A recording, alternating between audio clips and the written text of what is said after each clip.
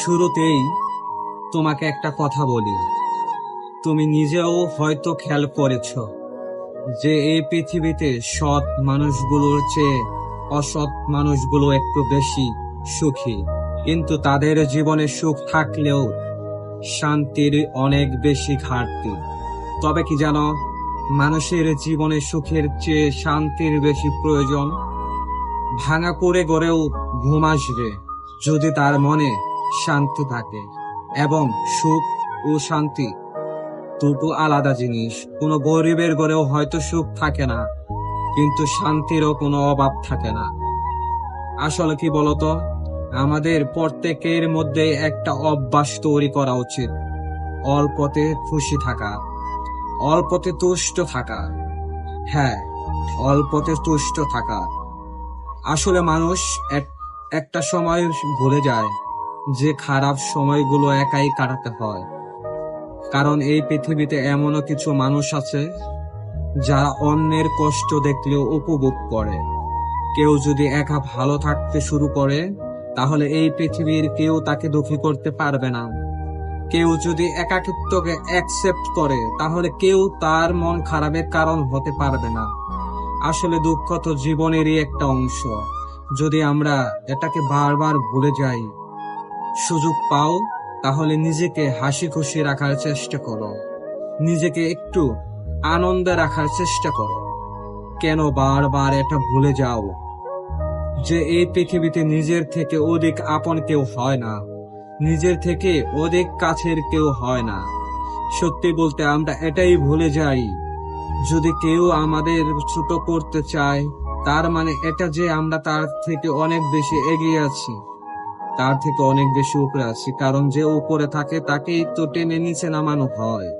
তাই যদি কেউ কখনো তোমাকে ছোট করতে চায়, তাহলে ভেবে নিও তুমি তার চেয়ে অনেক বেশি উপরে আছো। একটা মজার বিষয় কি জানো, এই পৃথিবীতে লক্ষ লক্ষ প্রাণীর বসবাস, কিন্তু তার মধ্যে শুধু মানুষই রোজগার করে, অথচ কোনো প্রাণী অনাহারে মরে না। আর এই মানুষ একমাত্র প্রাণী যাদের কখনো পেট ভরে না। কতটা অদ্ভুত বিষয়, তাই না? আসলে যারা সৎ পথে চলতে চায়, তাদেরকে কিছুটা মানিয়ে নিতে হয়, কিছুটা অল্পতেই সন্তুষ্ট হতে হয়।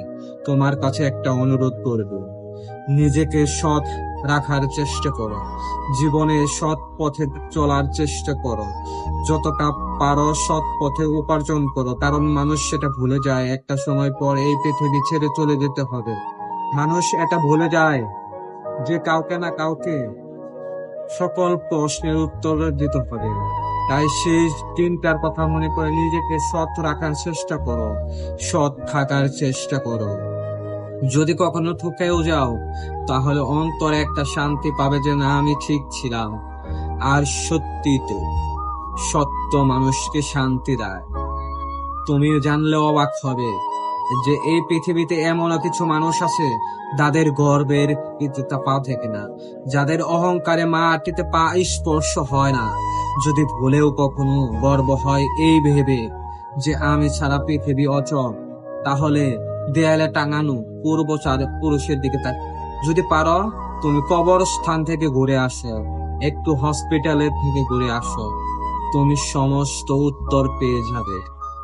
কবরস্থান যেখানে লাখো মানুষ শুয়ে আছে, হয়তো বা আমাদের থেকেও ধনী, হয়তো আমাদের থেকেও ট্যালেন্টেড।